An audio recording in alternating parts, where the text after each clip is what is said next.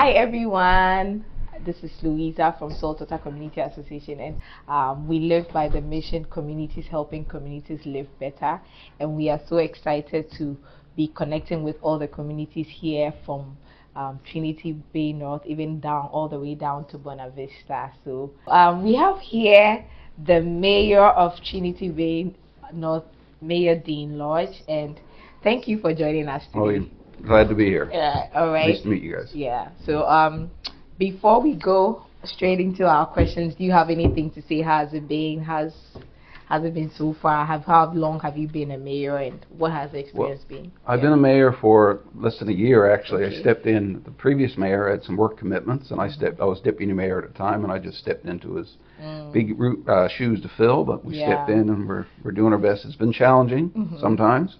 But it's going good. Yeah. It's going good. All right. So if someone visited the Trinity Bay North for the first time, what's one thing you would tell them they have to see or do? Well, it's so much to see and do here. People don't realize that Trinity Bay North, there's so much history in our town. The history dates back to the 1500s, actually. French explorer Jacques Cartier spent 10 days in Catalina Harbor. So that was in the early 1500s. So then it went on to, I don't know if you heard of Fool's Gold or Catalina Stone. Wow. So there was an explorer, Sir Humphrey Gilbert, stopped in the harbor, and he thought he discovered what was gold. Yeah. But it was actually iron pyrite. So he took it back, he lost some of his ships on his way back to England with this stuff on it, right? So, and then there was the formation of the Fishermen's Protective Union. That was in Port Union. So that was established in 1908. So Port Union is North America's only union-built town. Okay. So I don't know if you saw that on the sign. Yes. So that dates back to 1917. Right. So, and this area, Port Union, is a National Historic District in Canada. So it's a big deal. We're also the cornerstone of the UNESCO Discovery Geopark.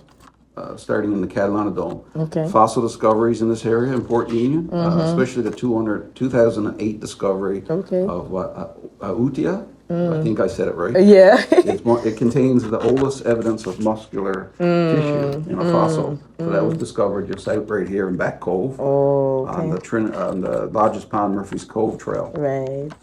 So there's lots of trails in the area. There's one in Merrill's, Peaches Cove trail. It goes to an abandoned community called Peaches Cove. So that starts in Merrill's. Okay. There's also a trail in Little Catalina, the Arch Rock Trail. Right. So that takes you to a natural sea arch. So that's arch is carved out of the thousands of years of waves crashing there, right? There's little. In Port Union too, you can also visit the Sir William Coker Heritage or the Coker Foundation. This factory. I think I saw it up too, yeah. The bungalow is there. You can visit. That's the home of Sir William Coker. So it's quite neat to see. There's also a little gym in Catalina we call Archer's Dream Museum. It's a one-room schoolhouse. It's how schools used to be back in the early 1900s, like potbelly stove. It's everything in that little museum. It's a beautiful spot to visit. And we have one of the best natural freshwater swimming areas in the province. So it's a lookout pond park. Right. It's a flat rock beach carved from glaciers. It's actual glacier scrape. Flat rock is, and it's a beautiful area to visit. And obviously, you can get more too on TrinityBayNorth.com. So if you're interested, some of your listeners are interested in there. That's so beautiful to hear. And one thing I the whole time I think the line is I just hear historic sites, like that's all I'm just seeing, and it's very beautiful to hear that. Like if anyone wants to connect to history and think anything of that sort. This is the place to be. Yeah, we have Trinity Bay North is made up of 4 communities. Merrill's, Port Union, Catalina, and Little Catalina. So this is 20 years of Trinity Bay North. Came together in 2005. So each community itself has so much to offer. Each community is worth to visit. Yeah, you heard that. You can't afford to miss coming to Trinity Bay North. You would see all the beautiful sights. So, hearing all of this, your role as a mayor, what inspired you to step into this? I mean, you were the deputy mayor before becoming the mayor, so that means something kept you going, right? Yeah. So what inspired you to go? I stepped in the mayor's shoes a year ago. Threw my hat in the ring to be councillor because I saw the need and I wanted to work and try to better our municipality. It was apparent that some of our community's infrastructure was suffering, services were suffering, and I just wanted to improve our municipality. Right. And so what's one moment over the few years that you've been here, both either as a deputy and a mayor, that you said, okay, this is why you want to always do this is why you love this? Yeah. I love this municipality. Lived there all my life. Grew up in Port Union, but I now live in Catalina. But we're all Trinity Bay North. Right. At one time, there's still some seniors in the area. Well, I would say it's Port Union or Catalina, but it's Trinity Bay North now, right? And it's coming. So one of the few moments, I think the feedback from one of our first festivals, we had a festival called Holidays in the Harbor. So it was just before Christmas type thing. So we had an old-fashioned concert. We had the boats in the harbor all lit up Christmas lights, and people came and had a little mummers parade. It was great to see the expressions on everybody's face and enjoying with the boats lit up was so beautiful, and that was just so rewarding to see. So it was just taking more community pride. That's beautiful. Just the impact you make in the people's lives in the community, right? Yeah. And so if you had unlimited funding, what do you think what's that one thing that you've been having sleepless nights over? If we had unlimited funding, I'm sure we'll get community support. But I think the dream project for this community is able to bring some type of industry into the town that will provide jobs. Right now, tourism, the fishery, of course, there's a lot of fishing here. And there's a lot of work being done in other Gulf water towns for work. And a lot of people go away for work. But if there was a way to bring industry into this little town, times are tough, right? Like most of Newfoundland, we have an aging and declining population. Our population is aging and declining. Our infrastructure is suffering over the years. We have aging infrastructure. But if there was some way to bring a large industry and just not something seasonal, but something that you can year-round work, I think that would be the dream project for us. I hope you get that soon. And the message will get to the right people. Well, we have some oceanfront property that contains, I think we got 3 large factories here, and neither one of them are in operation. And they're right on oceanfront property if anybody's interested. Sure. You had that.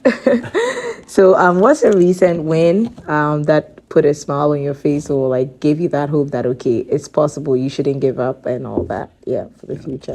Well, one of the recent wins, I guess, is that we're getting some municipal capital works project funding. We're doing a lot of work right now. We've got 10 municipal capital works projects on the go. And a lot of people don't realize that. So just to get some work, the seawalls being done right now. We're working on others like the Main Street area that badly needs paved, but we want to complete the subsurface infrastructure before we pave it. Then we'll pave it. And then we'll get all that work done. But it's just that getting that funding to get these municipal capital works projects moving means a lot to this town, means a lot to people's outlook and looking ahead to the future. Right? Okay. And since you've been in this community, have there been any major shifts or changes that you've seen, and how have people been involved in these changes? Biggest shift, I think people are becoming more optimistic. You see more work being done. You see more projects on the go. We have a lot of great volunteers in these communities, from our recreation to our fire department. 50 plus Love and Historic Society. They're doing a lot of work. And we have other volunteer groups in communities like the Lions Club and the Peaches Cove Development Committee. And also the Saltwater Community Association. They're bringing great things to Trinity Bay North. A little bit at a time, but we're getting there, and they're doing a lot of work. Our recreation is small too, with the festivals and stuff. And 50 plus Love in the Saltwater Community and a youth group are getting together to call it a fantastic initiative called Generations United. So we have some seniors getting together at 50 plus Love with some youth. And they're learning from each other. It's a great thing. So little things like that make people more optimistic and looking ahead to the future. Great things happening. Right? That's good. And so how would you then describe the impact and presence of the Saltwater Community Association that you've mentioned? And what do you think residents or local businesses and investors can do to support such organizations like Saltwater? They're doing a lot of work with that youth, and they got that hydroponic farm here in Port Union, just started. I think they just got the first crop, which is great, fantastic to see. They got big plans there for that farmers market. Food insecurity is a big thing in this area. We have a lot of seniors living on incomes, low income, and that means a lot to be able to take advantage of some services they provide.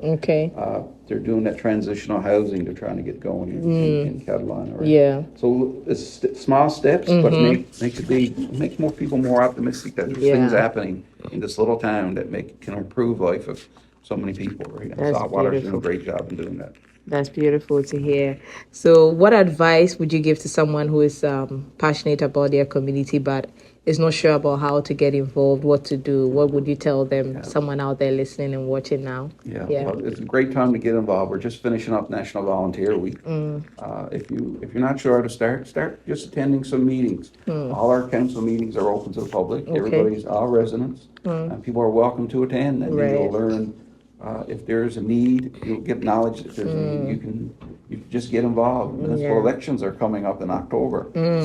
Just come and see how how the meetings operate. And if you're interested in running in October, by all means, more the merrier. And some new faces, new ideas. Fantastic, right? And we're involved in a program called Tomorrow's Towns. It's brought by municipalities in Newfoundland and Labrador. So if anybody got an idea for and you don't know how to get funding, we're signed up for this program. So just drop by the town hall or let us know, and we'll try to connect you to the Tomorrow's Towns group, and they would help to apply for funding, look for grants, and help you. What's the next step in your project, right? So if anybody got any ideas, come on. All right. So before we end this, what's one thing you say that you've learned even on this job, and was it different from what you expected? And is there something that you are happy about and makes you laugh every time you think about it? Well, there were several lessons, but the biggest one, I think, is that nothing happens overnight. There's a lot of discussions, meetings. There's a lot of planning, and then more discussions. And then we finally go, this project goal, and we don't have enough funding for this project. Then we're back to the drawing board. More meetings, more discussions. So it's a lot of work. But when things start happening, projects get approved, we get funding, people are more optimistic, but then something rewarding that you're working on, right? So one of the biggest things is that nothing happens overnight. It all takes time. Right. And are there any final thoughts you have, any challenges or any future plans you have in the coming years that everyone should look out for that you want to highlight again? I think everybody's got challenges, but the most rewarding thing, if you volunteer in your community, join an organization, join Saltwater, join the recreation, become a member of the fire department. It's just everybody's helping their community, right? So your time becomes more optimistic and moving ahead to the future. I like the ending part. You said that everyone is helping community, and that's what we say, communities helping communities live better. So we have each other and we are here to help each other, right? Absolutely. Thank you so much. Well, thank you. Nice to meet you. Bye guys.